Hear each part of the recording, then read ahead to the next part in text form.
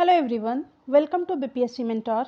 इस वीडियो में हम लोग एनसीईआरटी सीरीज़ के अंतर्गत साइंस के क्लास 12 के एनसीईआरटी को देखेंगे। इससे पहले इस सीरीज़ के अंतर्गत और भी वीडियोस अपलोड किए गए हैं जिसमें क्लास 6 से क्लास 10 तक के एनसीईआरटी को डिस्कस किया गया है, जिसका लिंक आपको डिस्क्रिप्शन बॉक्स में मिल जाएगा। अगर आप लोगों ने उसे अभी तक नहीं देखा है तो आप लोग वहां से देख सकते हैं। और क्लास 12 के एनसीईआरटी से केवल जीव विज्ञान के प्रश्नों को शामिल किया गया है, जिसमें टोटल 6 चैप्टर्स हैं, जिन्हें हम लोग इस वीडियो में बारी बारी से देखेंगे। तो आइए वीडियो की शुरुआत करते हैं क्लास 12 के पहले चैप्टर से। पहला चैप्टर है जैव प्रौद्योगिकी सिद्धांत व प्रक्रम, और इसके अंतर्गत पहला प्रश्न है निम्नलिखित कथनों पर विचार कीजिए। पहला कथन है पादप एवं जीवों के लिए लैंगिक जनन अलैंगिक जनन से अधिक लाभकारी है। तो ये कथन सही है। अलैंगिक जनन आनुवांशिक सूचनाओं को परिरक्षित रखता है, जबकि लैंगिक जनन द्वारा विभिन्नता व विशिष्ट आनुवांशिक व्यवस्था के संयोजन के प्रतिपादन का अवसर मिलता है, जो जीव या आबादी हेतु लाभकारी हो सकता है। नेक्स्ट है पौधों एवं जंतुओं के जनन हेतु उपयोग में लाई जाने वाली संकरण विधि से केवल वांछित जीन का ही समावेश होता है। तो ये कथन गलत है। परंपरागत संकरण की विधियां जो पौधों एवं जंतुओं के जनन में उपयोगी हैं, इनके द्वारा वांछित जीन के साथ साथ अवांछित जीन का भी समावेश व गुणन हो सकता है। तो इसका सही उत्तर ऑप्शन ए हो जाएगा, केवल एक। सत्य कथन पूछ रहा है यहाँ पर। नेक्स्ट है पुनर्योगज डीएनए तकनीक या रिकॉम्बिनेंट डीएनए टेक्नोलॉजी के अंतर्गत डीएनए को विभिन्न जगहों से काटने के लिए उपयोग किया जाता है। तो इसका सही उत्तर हो जाएगा ऑप्शन बी प्रतिबंधन एंजाइम या फिर रिस्ट्रिक्शन एंजाइम। ऑप्शन बी इसका सही उत्तर हो जाएगा। रिकॉम्बिनेंट डीएनए टेक्नोलॉजी के अंतर्गत डीएनए को विशिष्ट जगहों से काटने के लिए आणविक कैंची कहे जाने वाले प्रतिबंधन एंजाइम या रेस्ट्रिक्शन एंजाइम का उपयोग किया जाता है। नेक्स्ट है जेनेटिक इंजीनियरिंग में निम्न में से किसका प्रयोग होता है। तो जेनेटिक इंजीनियरिंग में प्लाज्मिड का प्रयोग होता है। ऑप्शन बी इसका सही उत्तर हो जाएगा। जेनेटिक इंजीनियरिंग में प्लाज्मिड का प्रयोग होता है, और प्राकृतिक रूप से प्लाज्मिड बैक्टीरिया कोशिका तथा कुछ यूकैरियोटिक में पाए जाते हैं। नेक्स्ट है पुनर्योगज डीएनए तकनीक या रिकॉम्बिनेंट डीएनए टेक्नोलॉजी जीनों को स्थानांतरित होने देते हैं पौधों की विभिन्न जातियों में, जंतुओं से पौधों में और सूक्ष्म जीवों से उच्चतर जीवों में, इन तीनों में। तो इसका सही उत्तर ऑप्शन डी हो जाएगा। 1, 2 और 3 ये तीनों सही है। रिकॉम्बिनेंट डीएनए टेक्नोलॉजी की सहायता से जीनों को पौधों की विभिन्न प्रजातियों, जंतुओं से पौधों या पौधों से जंतुओं में तथा सूक्ष्म जीवों से उच्चतर जीवों में स्थानांतरित किया जा सकता है। नेक्स्ट है निम्नलिखित में से कौन सा पृथ्वी पर पाए जाने वाले सभी जीव का आनुवांशिक पदार्थ है। तो इसका सही उत्तर हो जाएगा निक्लिक अम्ल। पृथ्वी पर पाए जाने वाले सभी जीनों का आनुवांशिक पदार्थ निक्लिक अम्ल है, और अधिकांश जीवों में ये डीएनए के रूप में पाया जाता है, और डीएनए का फुल फॉर्म होता है डीऑक्सी राइबोन्यूक्लिक अम्ल। नेक्स्ट है आनुवांशिक इंजीनियरिंग के अंतर्गत बायोलिस्टिक या जीन गन का प्रयोग किया जाता है। तो इसका सही उत्तर हो जाएगा ऑप्शन डी पौधों की कोशिकाओं में पुनर्योगज डीएनए का बलपूर्वक प्रवेश कराने के लिए।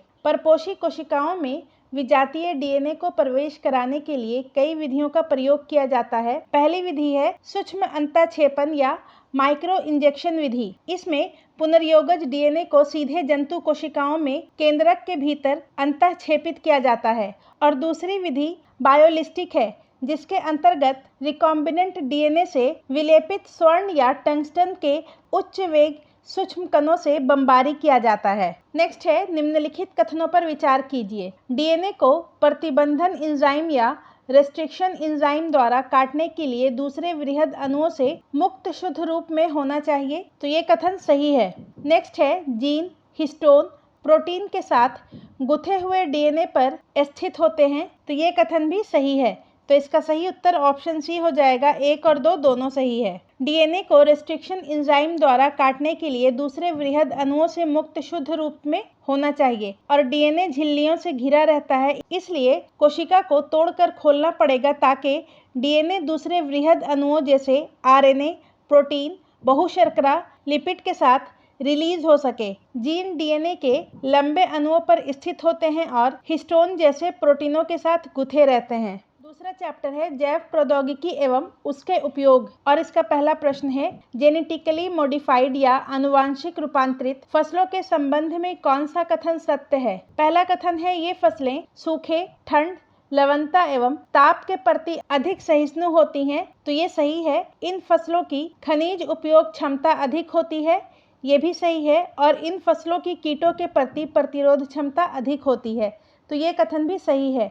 ऑप्शन डी इसका सही उत्तर हो जाएगा। उपयुक्त सभी, ये तीनों कथन सही है। ऐसे पौधे, जीवाणु, कवक व जंतु जिनके जीन तकनीक की मदद से परिवर्तित किए जा चुके हैं, आनुवांशिक रूपांतरित जीव या जेनेटिकल मॉडिफाइड ऑर्गेनिज्म या जीएमओ कहलाते हैं। जीएमओ का व्यवहार स्थानांतरित जीन की प्रकृति, परपोषी पौधे, जंतुओं या जीवाणुओं की प्रकृति व खाद्य जल पर निर्भर करता है। नेक्स्ट है कपास के कीटरोधी पौधे आनुवांशिक इंजीनियरिंग द्वारा एक जीन को निर्दिष्ट कर निर्मित किए गए हैं जो लिया गया है, तो इसका सही उत्तर हो जाएगा जीवाणु से, ऑप्शन बी। आनुवांशिक इंजीनियरिंग का प्रयोग कर बीटी जो एक जीवाणु है जिसे बैसिलस थुरिनजिएंसिस से प्राप्त करते हैं और ये कपास के कीटरोधी पौधे तैयार करने के लिए उपयोग किया जाता है। नेक्स्ट है गोल्डन चावल एक प्रचुरतम स्रोत है, तो गोल्डन चावल में विटामिन ए की प्रचुरता पाई जाती है। ऑप्शन ए इसका सही उत्तर हो जाएगा और ये एक जेनेटिकली मॉडिफाइड राइस है। नेक्स्ट है बी थुरिनजिएंसिस या बीटी जीवाणु अपनी वृद्धि के विशेष अवस्था में विषाक्त कीटनाशक प्रोटीन का निर्माण करता है। यह विषाक्त प्रोटीन बीटी जीवाणु को क्यों नहीं मारता, तो इसका सही उत्तर हो जाएगा विष निष्क्रिय होते हैं। बीटी की कुछ नस्लें ऐसे प्रोटीन का निर्माण करती हैं जो विशिष्ट कीटों को मारने में सहायक होती है और बीटी जीवाणु में ये विषाक्त प्रोटीन निष्क्रिय रूप में होता है। नेक्स्ट है चिकित्सा के क्षेत्र में जैव प्रौद्योगिकी के उपयोग के संबंध में नीचे दिए गए कथनों पर विचार कीजिए। पहला है इस प्रौद्योगिकी द्वारा विकसित औषधियों का शरीर पर अवांछित प्रतिरक्षात्मक या अनवांटेड इम्यूनोलॉजिकल प्रभाव नहीं पड़ता है, तो ये कथन सही है। नेक्स्ट है इस प्रौद्योगिकी के द्वारा शरीर में उत्पन्न होने वाले सारे रोगों का उपचार संभव है, तो ये गलत है। तो इसका सही उत्तर हो जाएगा ऑप्शन ए, केवल एक सही है। नेक्स्ट है निम्नलिखित कथनों पर विचार कीजिए। मधुमेह रोग से पीड़ित व्यक्ति को इसके नियंत्रण के लिए इंसुलिन लेना पड़ता है, ये सही है। नेक्स्ट है मधुमेह रोग में उपयोग लाया जाने वाला इंसुलिन जानवरों व सुअरों को मारकर उनके अग्नाशय से प्राप्त किया जाता था, तो ये कथन भी सही है। वर्तमान में जैव प्रौद्योगिकी की सहायता से जीवाणुओं द्वारा इंसुलिन का निर्माण किया जाता है, तो ये कथन भी सही है। तो इसका सही उत्तर ऑप्शन डी हो जाएगा। 1, 2 और 3 ये तीनों सही है। नेक्स्ट है आनुवांशिक विकार के साथ पैदा हुए बच्चे के उपचार हेतु जीन चिकित्सा के अंतर्गत जीन को व्यक्ति के शरीर के किस भाग में प्रवेश कराया जाता है। यदि कोई बच्चा आनुवांशिक रोग के साथ पैदा हुआ है तो इस रोग के उपचार हेतु जीन चिकित्सा ही एकमात्र उपाय है और जीन चिकित्सा के अंतर्गत किसी बच्चे या भ्रूण में चिन्हित किए गए जीन दोषों का सुधार किया जाता है, जिसमें रोगों के उपचार हेतु जीनों को व्यक्ति की कोशिकाओं या ऊतकों में प्रवेश कराया जाता है। तो इसका सही उत्तर ऑप्शन बी हो जाएगा, केवल 2 और 3। नेक्स्ट है निम्नलिखित में से कौन सा कथन बायोपायरेसी को परिभाषित करता है, तो इसका सही उत्तर ऑप्शन बी हो जाएगा। कंपनी या संगठन द्वारा किसी राष्ट्र या उससे संबंधित लोगों से बिना व्यवस्थित अनुमोदन व क्षतिपूरक भुगतान के जैव संसाधनों का उपयोग करना। नेक्स्ट है चैप्टर 3 और इसके अंतर्गत हम लोग जीव और समष्टियां से जुड़े प्रश्नों को डिस्कस करेंगे। पहला प्रश्न है पारिस्थितिकी के अंतर्गत जीवीय संगठन के कौन से स्तर सम्मिलित होते हैं। पारिस्थितिकी के अंतर्गत जीवों के बीच या जीवीय तथा भौतिक पर्यावरण के बीच होने वाली पारस्परिक क्रियाओं का अध्ययन किया जाता है, तो इसका सही उत्तर ऑप्शन डी हो जाएगा, उपयुक्त सभी। नेक्स्ट है निम्नलिखित में से कौन से जीवों के जीवन को प्रभावित करने वाले महत्वपूर्ण अजैव कारक हैं। तो जीवों के जीवन को प्रभावित करने वाले महत्वपूर्ण अजैव कारक तापमान, जल, प्रकाश, मृदा, ये चारों हैं, तो इसका सही उत्तर ऑप्शन डी हो जाएगा, उपयुक्त सभी। नेक्स्ट है जीवों के संबंध में नीचे दिए गए युग्मों में से कौन सा सही सम्मिलित है। तापमान के व्यापक परास को सहन करने वाले जीव वो यूरीथर्मल या पृथुतापी कहलाते हैं। तापमान के कम परास को सहन करने वाले जीव स्टेनोथर्मल या तनुतापी कहलाते हैं और लवणता की अधिक परास के प्रति सहनशील जीव यूरिहेलाइन या पृथुलवणी कहलाते हैं।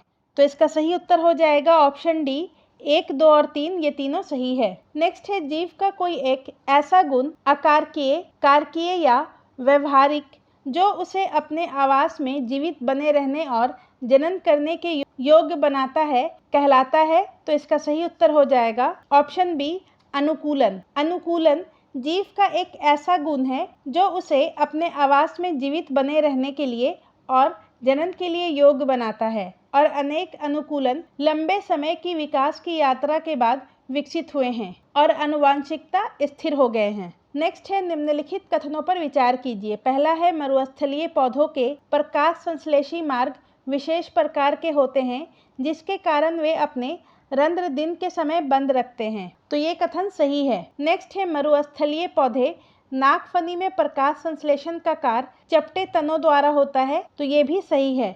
तो इसका सही उत्तर ऑप्शन सी हो जाएगा। 1 और 2 दोनों सही है। नेक्स्ट है परभक्षण के संदर्भ में नीचे दिए गए कथनों पर विचार कीजिए। परभक्षी पादपों द्वारा स्थिर की गई ऊर्जा उच्चतर पोषी स्तरों को स्थानांतरित करते हैं। तो ये कथन सही है। परभक्षी शिकार समष्टि को नियंत्रित रखते हैं। ये भी सही है। परभक्षी किसी समुदाय में जातियों की विविधता को भी बनाए रखने में मदद करते हैं। तो ये कथन भी सही है। तो इसका सही उत्तर ऑप्शन डी हो जाएगा, उपर्युक्त सभी। नेक्स्ट है परितंत्र में विभिन्न जातियों की पारस्परिक क्रिया के संबंध में नीचे दी गई सूची को आपस में मिलाइए। एक जाति को लाभ व दूसरी को हानि होती है तो इसे हम लोग परजीविता कहते हैं। एक जाति को लाभ होता है व दूसरी अप्रभावित रहती है तो इसे सहभोजिता कहा जाता है। दोनों जातियों को लाभ होता है तो इसे सहोपकारिता कहा जाता है। एक जाति को हानि व दूसरी अप्रभावित रहती है तो इसे अंतरजातीय परजीविता कहा जाता है। तो इसका सही उत्तर हो जाएगा ऑप्शन बी, 3, 2, 1, 4। नेक्स्ट है लाइकेन जो पारिस्थितिक अनुक्रम को प्रारंभ करने में सक्षम है, वास्तव में यह सहजीवी सहचर्य है। तो इसका सही उत्तर हो जाएगा शैवाल और कवक, ऑप्शन बी। कवक और प्रकाश संश्लेषी शैवाल या साइनोबैक्टीरिया के बीच घनिष्ठ सहोपकारी संबंध का उदाहरण लाइकेन है और शैवाल द्वारा कवक को भोजन की आपूर्ति की जाती है। बदले में कवक द्वारा शैवाल को सुरक्षा, जल, नाइट्रोजनी पदार्थ एवं खनिज लवण प्रदान किए जाते हैं। नेक्स्ट है चैप्टर 4 और इसके अंतर्गत हम लोग पारितंत्र से जुड़े प्रश्नों को डिस्कस करेंगे। पहला प्रश्न है पारिस्थितिकी तंत्र के संबंध में निम्नलिखित कथनों पर विचार कीजिए। पहला है पृथ्वी पर पाए जाने वाले सभी जीवधारी आपस में तथा अपने आसपास के भौतिक पर्यावरण के साथ परस्पर क्रिया करते हैं। तो ये कथन सही है और किसी परितंत्र में विभिन्न स्तरों पर विभिन्न प्रजातियों के ऊर्ध्वाधर वितरण को स्तर विन्यास कहते हैं। तो ये भी सही है। तो इसका सही उत्तर ऑप्शन सी हो जाएगा। 1 और 2 दोनों सही है। और परितंत्र का आकार छोटे से तालाब से लेकर एक विशाल जंगल या महासागर तक हो सकता है। नेक्स्ट है निम्नलिखित में से कौन सा कथन पारिस्थितिक तंत्र के प्राथमिक उत्पादन को परिभाषित करता है। तो इसका सही उत्तर ऑप्शन ए हो जाएगा। प्रकाश संश्लेषण के दौरान पादपों द्वारा एक निश्चित समय अवधि में प्रति इकाई क्षेत्र में उत्पन्न की गई कार्बनिक सामग्री की मात्रा। प्राथमिक उत्पादन प्रकाश संश्लेषण के दौरान पादपों द्वारा एक निश्चित समय अवधि में प्रति इकाई क्षेत्र में उत्पन्न की गई जैव मात्रा या कार्बनिक सामग्री होती है और जैव मात्रा की उत्पादन की दर को उत्पादकता कहते हैं और इसके द्वारा ही विभिन्न परितंत्र की उत्पादकता की तुलना की जा सकती है। नेक्स्ट है किसी भी परितंत्र में निम्नलिखित में से किन को अपघटक जीव कहते हैं। अपघटक वे जीव होते हैं जो जटिल कार्बनिक यौगिक को अकार्बनिक तत्वों जैसे कार्बन डाइऑक्साइड, जल एवं पोषकों में खंडित करने में सहायता करते हैं और इस प्रक्रिया को अपघटन कहा जाता है और इसमें केचुआ, जीवाणु और कवक सहायक होते हैं। तो इसका सही उत्तर ऑप्शन डी हो जाएगा।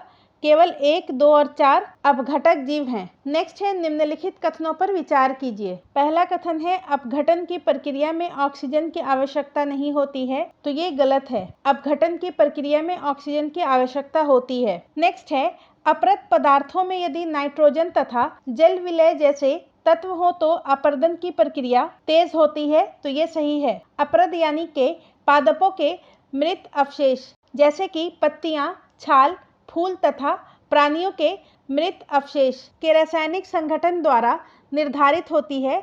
यदि अपरद में नाइट्रोजन तथा जल विलय तत्व जैसे चीनी आदि की मात्रा भरपूर होती है तब अपघटन की दर तीव्र होती है। यहाँ पर अपघटन होगा। नेक्स्ट है निम्न ताप एवं अवायु जीवन अपघटन की गति को धीमा करते हैं, तो ये भी सही है। ताप एवं मृदा की नमी बहुत ही महत्वपूर्ण जलवायवीय घटक है जो कि मृदा के सूक्ष्म जीवों की क्रियाओं द्वारा अपघटन की गति को नियमित करते हैं। गर्म एवं आर्द्र पर्यावरण में अपघटन की गति तेज होती है, जबकि निम्न ताप एवं अवायु जीवन अपघटन की गति को धीमा करते हैं, जिसके परिणाम स्वरूप कार्बनिक पदार्थ का भंडार जमा हो जाता है।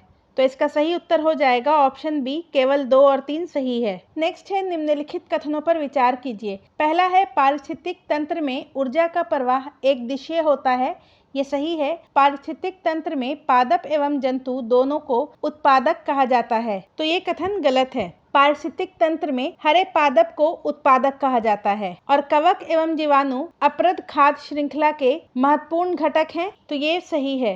तो इसका सही उत्तर हो जाएगा केवल 1 और 3 सही है। मृत कार्बनिक सामग्री से प्रारंभ होने वाली खाद्य श्रृंखला को अपरद खाद्य श्रृंखला के नाम से जाना जाता है और ये खाद्य श्रृंखला अपघटकों से बनी होती है, जिनमें मुख्यतः कवक एवं जीवाणु होते हैं। नेक्स्ट है पारिस्थितिक तंत्र में खाद्य श्रृंखला के अंतर्गत निम्न पोषण स्तर से उच्च पोषण स्तर में ऊर्जा का कितना प्रतिशत भाग स्थानांतरित होता है?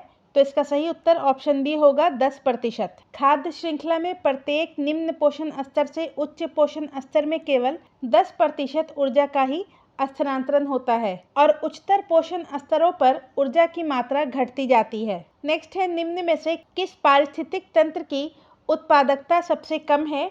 तो इसका सही उत्तर है ऑप्शन डी, समुद्र। नेक्स्ट है एक खाद्य श्रृंखला में निम्नलिखित में से सर्वाधिक संख्या किसकी होती है? तो उत्पादक की होती है। नेक्स्ट है पारिस्थितिक पिरामिड के संबंध में कौन सा कथन असत्य है? तो इसका सही उत्तर ऑप्शन ए हो जाएगा। एक समय पर एक ही पारिस्थितिक तंत्र में एक कोई भी जीव केवल एक ही पोषण रीत में अधिष्ठित हो सकता है, तो ये कथन गलत है। जबकि निम्न पोषण स्तर में ऊर्जा की मात्रा ऊपरी पोषण स्तर से अधिक होती है, तो ये सही है।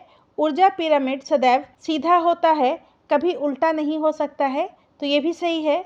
नेक्स्ट है समुद्र के जैव भार के पिरामिड उल्टे होते हैं, तो ये सही है। नेक्स्ट है किसी भी परितंत्र के सुनिश्चित क्षेत्र की प्रजाति संरचना में उचित रूप से आकलित परिवर्तन को कहते हैं, तो इसका सही उत्तर हो जाएगा पारिस्थितिक अनुकर्मण, ऑप्शन सी। सभी समुदायों का महत्वपूर्ण लक्षण पर्यावरण के बदलते स्वरूप के साथ इसके संगठन एवं संरचना में निरंतर परिवर्तन होते रहना है। यह परिवर्तन क्रमबद्ध और भौतिक पर्यावरण के परिवर्तन के समानांतर होता है, अतः यह परिवर्तन एक समुदाय को गठित करता है जो कि पर्यावरण से नजदीक है और इसे चरम समुदाय कहा जाता है। एक सुनिश्चित क्षेत्र की प्रजाति संरचना में उचित रूप से आकलित परिवर्तन को पारिस्थितिक अनुकर्मण कहते हैं। नेक्स्ट है पारिस्थितिक तंत्र में निम्नलिखित में से कौन सा जैव भार खाद्य पिरामिड उल्टा हो सकता है? तो इसका सही उत्तर हो जाएगा ऑप्शन डी, समुद्र। समुद्र में जैव भार के खाद्य पिरामिड प्रायः उल्टे होते हैं क्योंकि मछलियों की जैव मात्रा पादप प्लवकों के जैव मात्रा से बहुत अधिक होती है। नेक्स्ट है पारिस्थितिक अनुकर्मण के संबंध में नीचे दिए गए कथनों पर विचार कीजिए। अनुकर्मण की प्रक्रिया वहां शुरू होती है जहां सजीव नहीं होते, तो ये सही है। नेक्स्ट है अनुकर्मण के दौरान किसी क्षेत्र में कुछ प्रजातियां विलुप्त हो सकती हैं, तो ये भी सही है। नेक्स्ट है पारिस्थितिक अनुकर्मण का वितरण वानस्पतिक परिवर्तन पर केंद्रित होता है, तो ये भी सही है। तो इसका सही उत्तर ऑप्शन डी हो जाएगा। 1, 2 और 3 ये तीनों सही है। अनुकर्मण एक प्रक्रिया है जो वहां शुरू होती है जहां कोई सजीव नहीं होता है अथवा ऐसा कोई क्षेत्र जहां कभी कोई सजीव नहीं रहा हो, और अनुकर्मण की प्रक्रिया के दौरान कुछ प्रजातियां एक क्षेत्र में नई बस्ती बसा लेती हैं और उनकी संख्या अनगिनत हो जाती है, जबकि दूसरी प्रजातियों की संख्या घटती चली जाती है और यहाँ तक विलुप्त हो सकती है। और अनुकर्मण का वितरण वानस्पतिक परिवर्तन पर निर्भर करता है क्योंकि वानस्पतिक परिवर्तन विभिन्न प्रकार के जानवरों के खाद्य और शरण स्थल पर प्रभाव डालते हैं। नेक्स्ट है पारिस्थितिक तंत्र में तत्वों के चक्रण को कहते हैं, तो इसका सही उत्तर हो जाएगा ऑप्शन बी, जैव भूरसायन चक्र, ऑप्शन बी। किसी भी परितंत्र में जीवों की लगातार वृद्धि, प्रजनन एवं विभिन्न कायिक क्रियाओं को संपन्न करने के लिए लगातार पोषकों के संभारण की आवश्यकता होती है और मृदा में विद्यमान पोषकों की मात्रा जैसे कार्बन, नाइट्रोजन, फास्फोरस, कैल्शियम आदि को अस्थायी अवस्था के रूप में संदर्भित किया जा सकता है और यह विभिन्न प्रकार के परितंत्र में भिन्न होती हैं और साथ ही मौसम पर आधारित होती हैं। एक परितंत्र में विभिन्न घटकों के माध्यम से पोषक तत्वों की गतिशीलता को पोषण चक्र या भूरसायन चक्र कहते हैं और परितंत्र से पोषक कभी भी समाप्त नहीं होते हैं, बल्कि ये बार बार पुनः चक्रित होते रहते हैं एवं अनंत काल तक चलते रहते हैं। नेक्स्ट है, पारिस्थितिक तंत्र के अंतर्गत निम्नलिखित में से कौन से पोषक तत्वों के भंडार वायुमंडल में विद्यमान रहते हैं? पारिस्थितिक तंत्र में पोषक चक्र के दो प्रकार होते हैं, एक गैसीय और दूसरा अवसादीय। और गैसीय प्रकार के पोषक चक्र जैसे नाइट्रोजन, कार्बन के भंडार वायुमंडल में विद्यमान होते हैं तथा अवसादी पोषक तत्व जैसे सल्फर एवं फास्फोरस के भंडार धरती के पटल पर स्थित होते हैं। तो इसका सही उत्तर हो जाएगा ऑप्शन ए, केवल 1 और 2 सही है। नेक्स्ट है, परितंत्र में फास्फोरस चक्र के संबंध में निम्नलिखित कथनों पर विचार कीजिए। पहला कथन है, चट्टानें फास्फोरस के सबसे बड़े प्राकृतिक भंडार हैं। तो ये कथन सही है और चट्टानें फॉस्फेट के रूप में फास्फोरस को संचित किए रहते हैं। नेक्स्ट है, पर्यावरण में फास्फोरस को श्वसन द्वारा मुक्त किया जाता है। तो ये गलत है। पर्यावरण में फास्फोरस को श्वसन द्वारा मुक्त नहीं किया जाता है। जीवों और पर्यावरण के बीच फास्फोरस का गैसीय विनियमन बिल्कुल ही नग्न होता है। तो इसका सही उत्तर हो जाएगा ऑप्शन ए, केवल 1 सही है। नेक्स्ट है चैप्टर 5 और इसके अंतर्गत हम लोग जैव विविधता एवं संरक्षण से जुड़े प्रश्नों को डिस्कस करेंगे। पहला प्रश्न है, निम्नलिखित कथनों पर विचार कीजिए। जैव विविधता शब्द सामाजिक जैव वैज्ञानिक रॉबर्ट मे द्वारा दिया गया। तो ये कथन गलत है। जैव विविधता शब्द सामाजिक जीव वैज्ञानिक एडवर्ड विल्सन के द्वारा दिया गया है और रॉबर्ट मे वैश्विक जातीय विविधता के आकलन से संबंधित है। नेक्स्ट है, आनुवांशिक विविधता, जातीय विविधता और पारिस्थितिकीय विविधता जैव विविधता के आधार हैं। तो ये कथन सही है। तो इसका सही उत्तर हो जाएगा ऑप्शन ए, केवल 2 सही है। नेक्स्ट है, IUCN द्वारा लुप्त जाति या स्पीशीज को किस सूची के अंतर्गत रखा जाता है? तो इसका सही उत्तर हो जाएगा लाल सूची, ऑप्शन सी। नेक्स्ट है, पृथ्वी पर उपस्थित संपूर्ण जंतुओं में सर्वाधिक संख्या है। तो इसका सही उत्तर हो जाएगा ऑप्शन ए, कीटों की। पृथ्वी पर आकलित जातियों में से 70% से अधिक जंतु हैं, जबकि शैवाल, कवक, ब्रायोफाइट, अविर्त बीजी तथा अनविर्त बीजियों जैसे पादप 22% से अधिक नहीं हैं। और जंतुओं में कीट सबसे अधिक समृद्ध जातीय वर्ग समूह है, जो संपूर्ण जातियों के 70% से अधिक है और इसका अर्थ है कि प्रत्येक जंतुओं में 7 कीट हैं। नेक्स्ट है, पादप एवं प्राणियों की अधिकतम विविधता पाई जाती है। तो इसका सही उत्तर हो जाएगा उष्णकटिबंधीय वर्षावनों में, ऑप्शन बी। सामान्यतः पृथ्वी पर भूमध्य रेखा से ध्रुवों की ओर जाने पर पादपों एवं जंतुओं की विविधता घटती है और दक्षिण अमेरिका के अमेज़न उष्णकटिबंधीय वर्षावनों की जैव विविधता पृथ्वी पर सबसे अधिक है। नेक्स्ट है, पृथ्वी पर अन्य क्षेत्रों की अपेक्षा उष्णकटिबंधीय क्षेत्र में सर्वाधिक जैव विविधता पाए जाने का प्रमुख कारण है इस क्षेत्र में हिमनदन का अपेक्षाकृत अबाधित रहना। तो ये सही है। निम्न मौसमी परिवर्तन, ये कथन भी सही है। और इस क्षेत्र को अधिक सौर ऊर्जा की प्राप्ति, तो ये भी सही है। तो इसका सही उत्तर ऑप्शन सी हो जाएगा। 1, 2 और 3 ये तीनों सही है। नेक्स्ट है, निम्नलिखित में से किस क्षेत्र को पृथ्वी का फेफड़ा कहा जाता है? तो पृथ्वी का फेफड़ा अमेज़न वर्षावन को कहा जाता है, ऑप्शन सी इसका सही उत्तर हो जाएगा। और इस विशाल वन में पौधों एवं जंतुओं की करोड़ों जातियां निवास करती हैं। नेक्स्ट है, निम्नलिखित में से कौन सा जैव विविधता के ह्रास का सर्वाधिक प्रमुख कारण है? तो इसका सही उत्तर हो जाएगा आवासीय क्षति तथा विखंडन, ऑप्शन डी। जंतुओं एवं पौधों की विलुप्तीकरण का सबसे प्रमुख कारण आवासीय क्षति तथा विखंडन है। नेक्स्ट है, किसी भी भौगोलिक क्षेत्र में जैव विविधता की क्षति के लिए जिम्मेदार हो सकते हैं। तो इसका सही उत्तर हो जाएगा आवासीय क्षति तथा विखंडन, अतिदोहन और सह विलुप्तता। तो इसका सही उत्तर ऑप्शन बी हो जाएगा। केवल 1, 2 और 3 सही है। और विदेशी जातियों का आक्रमण। नेक्स्ट है जैव विविधता के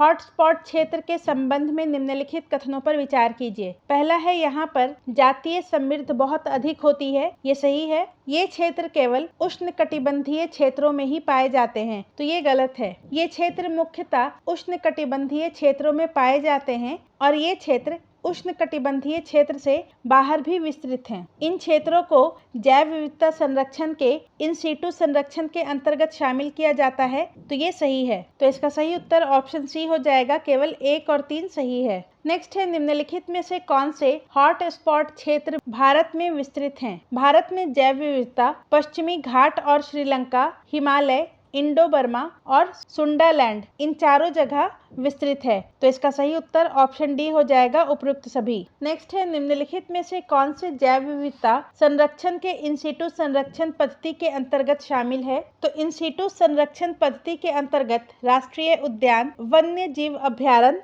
जैव मंडल आरक्षित क्षेत्र आते हैं। तो इसका सही उत्तर हो जाएगा ऑप्शन सी, केवल 1, 3 और 4। नेक्स्ट है जैव विविधता संरक्षण के एक सीटू संरक्षण विधि के संबंध में नीचे दिए गए कथनों पर विचार कीजिए। पहला कथन है इस पद्धति के अंतर्गत संकटापन्न पादप एवं जंतुओं को उनके प्राकृतिक आवास में ही संरक्षित किया जाता है, तो ये गलत है। संकटापन्न पादप एवं जंतुओं को उनके प्राकृतिक आवास में संरक्षित इन सीटू संरक्षण विधि में किया जाता है, जबकि एक सीटू संरक्षण विधि में संकटापन्न पादपों एवं जंतुओं को उनके प्राकृतिक आवास से अलग एक विशेष स्थान पर उनकी अच्छी देखभाल की जाती है और उन्हें सावधानी पूर्वक संरक्षित किया जाता है। नेक्स्ट है जंतु उद्यान, वनस्पति उद्यान एवं जीव सफारी का निर्माण भी इसी के अंतर्गत किया जाता है, तो ये कथन सही है। यहाँ पर सत्य कथन पूछ रहा है, तो इसका सही उत्तर हो जाएगा ऑप्शन बी, केवल 2 सही है। नेक्स्ट है चैप्टर 6 और इसके अंतर्गत हम लोग पर्यावरण के मुद्दे से जुड़े प्रश्नों को डिस्कस करेंगे।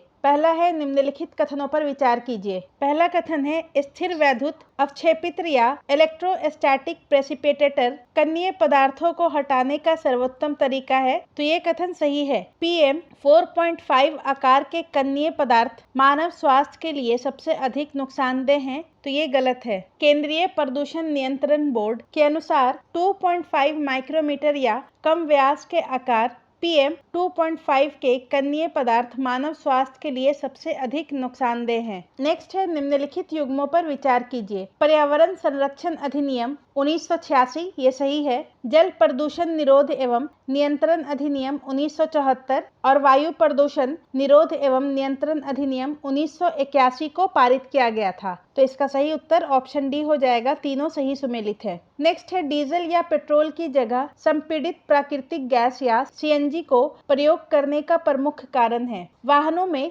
CNG के जलने के बाद अवशेष कम बचता है, ये सही है। इसमें किसी तरह की मिलावट नहीं की जा सकती है, ये भी सही है। और CNG गैस का पेट्रोल या डीजल से सस्ता होना, तो ये सही है।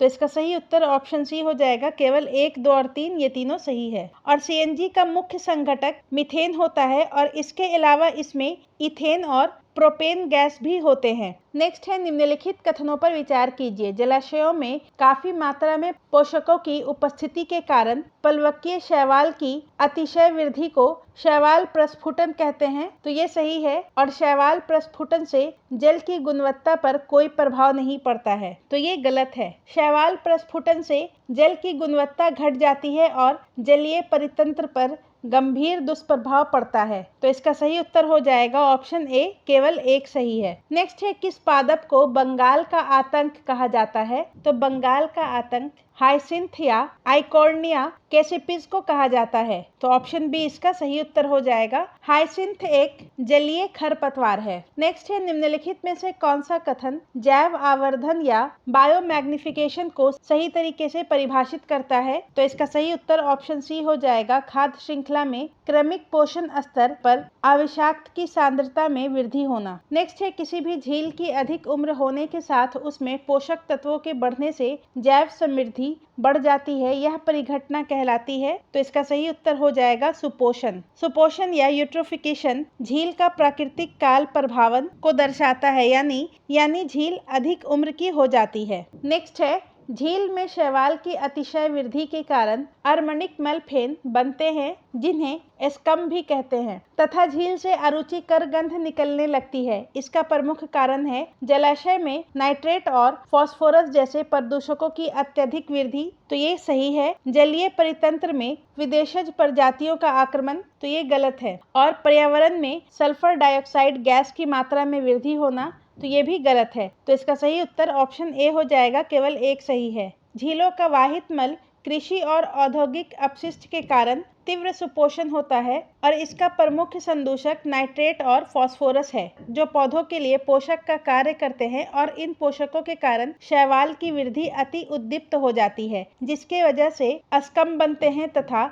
अरुचिकर गंध निकलती है। और ऐसा होने से जल में ऑक्सीजन की मात्रा कम हो जाती है, जिससे झील में जीवों की संख्या कम हो सकती है। नेक्स्ट है, निम्नलिखित में से कौन सी बीमारियां प्रदूषित जल के उपयोग से होती हैं? तो प्रदूषित जल के उपयोग से पेचिश या अतिसार, टाइफाइड, पीलिया या जॉन्डिस और हैजा, ये चारों होता है। तो इसका सही उत्तर ऑप्शन डी हो जाएगा, उपयुक्त सभी। नेक्स्ट है, वायुमंडल में उपस्थित ग्रीन हाउस गैसों में सर्वाधिक उपस्थित गैसों का उनके प्रतिशत के आधार पर सही क्रम है। ग्रीन हाउस गैसों में सर्वाधिक योगदान कार्बन डाइऑक्साइड का है 60%, इसके बाद मीथेन 20%, क्लोरोफ्लोरोकार्बन 14% और नाइट्रस ऑक्साइड 6%। तो इसका सही उत्तर हो जाएगा ऑप्शन ए, कार्बन डाइऑक्साइड, फिर उसके बाद मीथेन, उसके बाद क्लोरोफ्लोरोकार्बन और उसके बाद नाइट्रस ऑक्साइड। नेक्स्ट है, निम्नलिखित कथनों पर विचार कीजिए। ग्रीन हाउस प्रभाव के कारण पृथ्वी की सतह और वायुमंडल दोनों गर्म हो जाते हैं, ये सही है।